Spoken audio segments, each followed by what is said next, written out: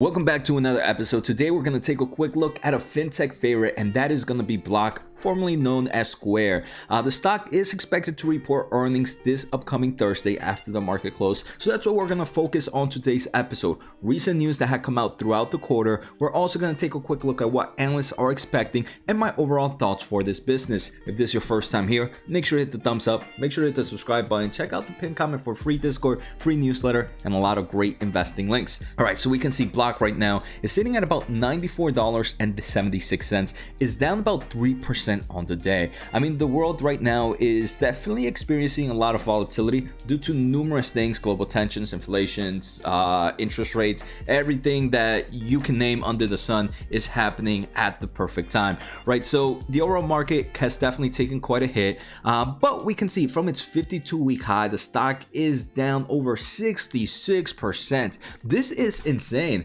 I mean, obviously, hindsight is 2020. It does seem valuations were a bit crazy earlier on, but if one is more like a dollar cost averaging investor or someone who's just entering into the investment market, I do believe this is probably one of the best times to kind of have. Even if you started, for example, in 2020 and maybe dollar cost average a little bit, the prices you're getting now are insane. Obviously, volatility can continue. Some of these stock prices can continue to go down as well. But, I don't know how many times I can say but in my own opinion, right, I do believe right now a lot of the risk has been eliminated. So if one likes Square and likes to dollar cost average in, I wouldn't be opposed to that kind of situation, right? So like I mentioned, Block is expected to report their fourth quarter, full year of 2021 earnings on Thursday, February 24th after the market closes. So let's take a quick look at what analysts are expecting. Analysts are expecting earnings per share. This is usually a non-GAAP of 22 cents. And they are expecting revenue of about $4.06 billion. Let me just say, I personally am not a huge fan of looking at Square or Block through revenue form of sense, but some of these numbers are kind of what hit the headlines. So it is important for Square or Block to kind of meet these kind of expectations, especially the way the market is acting right now. I do want to show that, hey, in quarter three, which was their most recent quarter, they did miss on earnings per share and they did miss on revenue compared to what analysts were expecting. And like I mentioned earlier on, right, I'm not a huge fan of revenue looking for Square. In my opinion, that's probably the worst metric because a good portion of that revenue comes from the overall cryptocurrencies that they own, right? And cryptocurrency is such a volatile market that revenue segment there doesn't really affect much. I do believe, in my opinion, gross profit is a better metric to look at. Let's take a listen to today's sponsor. I want to thank The Motley Fool for sponsoring this video. The Motley Fool is a company that provides investing insight and stock recommendations for investors of all skill sets and risk levels.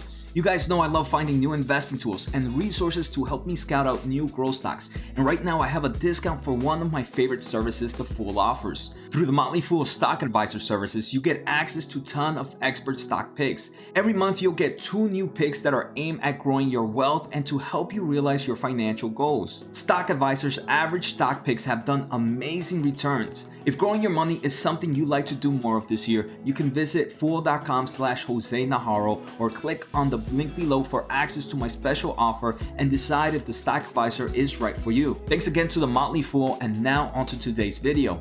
So if we take a quick look here, this is their third quarter results, and I just want to share what am I looking at as an investor. What are some of the first things I'm going to look at? First, obviously, gross profit. I think gross profit is the most important metric here for Block, and we can see compared to same time last year, the continued quarter 3 and quarter 2 have seen a strong growth, but sequentially they haven't seen much growth. It actually decreased a little bit. I expect quarter 4 to be in similar levels where, hey, there's going to be strong double year-over-year growth compared to last year, but sequentially there might not be too much growth. Obviously, this quarter 4 is going to take place during the overall holiday seasons, so there could be a major reason why there is a nice step up. Here we can kind of take a quick look at their 2 major products, the seller gross profit, we can see that one's continuing to kind of go up. They are expanding into new regions. They are providing new solutions. So I do believe there is the chance that this can also be up sequentially. And like I mentioned, they did expect strong year-over-year growth. The Cash App gross profit, now that people are kind of like, the overall market is pretty scary, right? I mean, during bearish times, most people don't like to invest. Unfortunately, that's usually the best time to invest. Most people invest when everything is easy to win, and that's usually at the top.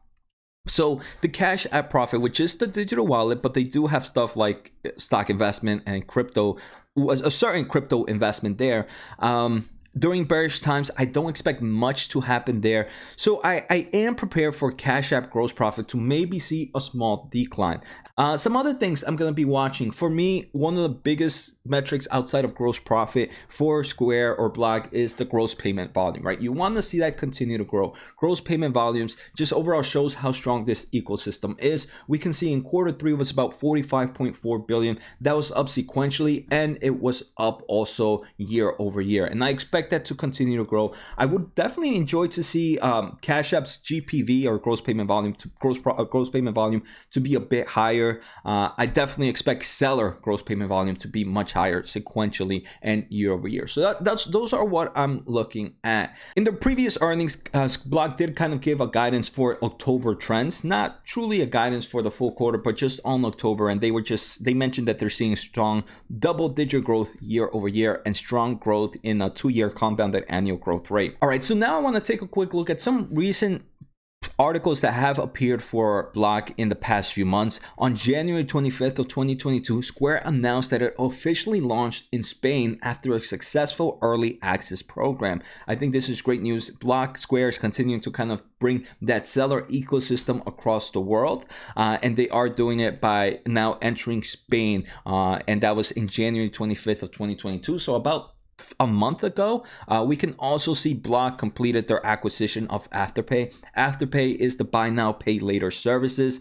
They are already providing Afterpay functionality to sellers in the United States and Australia, which I think is pretty good. And they do mention here in this article how they're kind of integrating both companies. How, let's say you're using Cash App, you can kind of use discover sellers that are offering buy now, pay later offerings.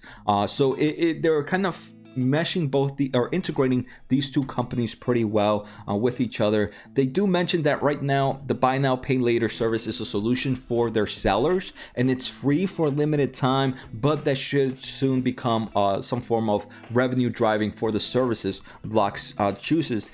Here I definitely would recommend taking a quick look at some other articles. They talk about how nearly 56% of American consumers have used buy now pay later services. The fastest growing consumer segment, Gen Z and millennials, comprise 75% of buy now pay later services.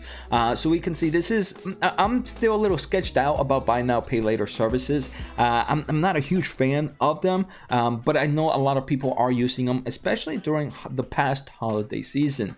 So they kind of brought buy now pay later services to United States, which is their biggest segment right now, but also Australia, which is Square's largest market after the United States, and where Afterpay has very high awareness and repeat usage. The final news I want to mention is, remember, Block definitely has different businesses. One of them is Tidal. One I don't really follow too much because I don't believe there's anything crazy there at the moment.